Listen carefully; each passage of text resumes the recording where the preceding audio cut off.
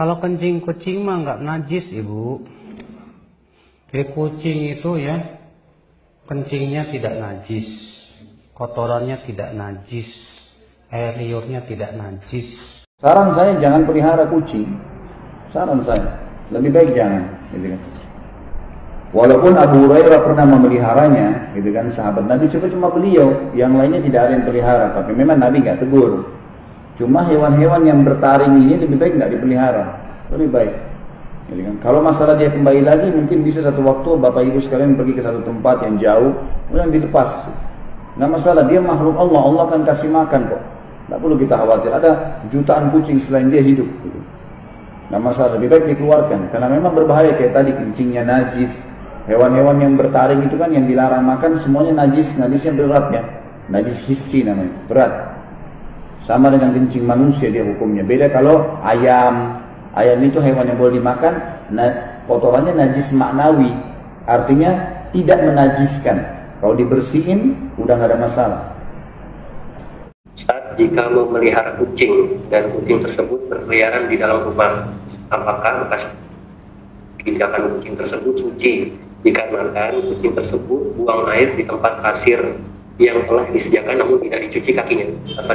Apakah kotoran kucing itu najis ataukah tidak? Adapun keharamannya ini hal yang tidak diragukan, kucing haram dimakan. Tetapi dari sisi najis atau tidaknya terjadi kesilangan pendapat di kalangan ulama. Saya sendiri sebagai penuntut ilmu agama yang masih dangkal ilmunya, lebih condong ke pendapat yang ulama yang menyatakan tidak najis karena beberapa alasan. Yang pertama, ketika para sahabat Nabi SAW menanyakan kepada beliau tentang kucing, dia najis ataukah tidak, maka Nabi menjawab, innahu laisa binajasin, innahu minat tawafina alaikum. Sesungguhnya kucing itu tidak najis, karena kucing itu adalah hewan yang seling berkeliaran di tengah-tengah kalian. Ada dua sisi pendalilan yang diambil oleh para ulama yang berpendapat bahwa kotoran kucing tidak najis. Yang pertama, Nabi menyatakan innahu laisa binajasin. Kucing itu tidak najis. Tatkala Nabi menyebutkan kucing itu tidak najis dan beliau sedang ditanya tentang hukum kenajisannya, maka ini mencakup seluruh bagian kucing. Andai kata kotorannya itu najis, maka Nabi akan kecualikan dan Nabi tidak akan mengumumkan jawabannya tersebut seperti itu,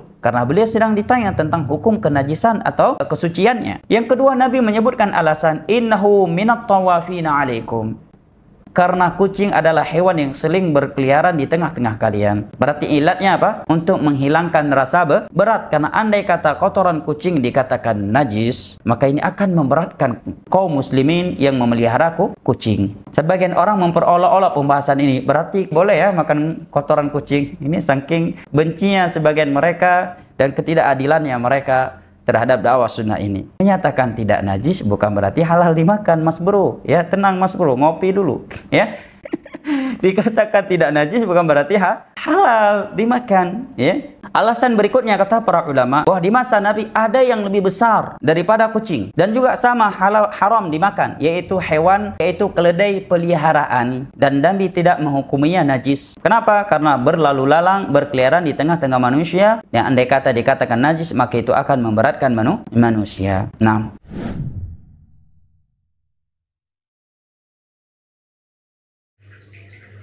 ya, itulah teman-teman fatwa yang membingungkan dari ustadz-ustadz Salafi Wahabi Indonesia ya.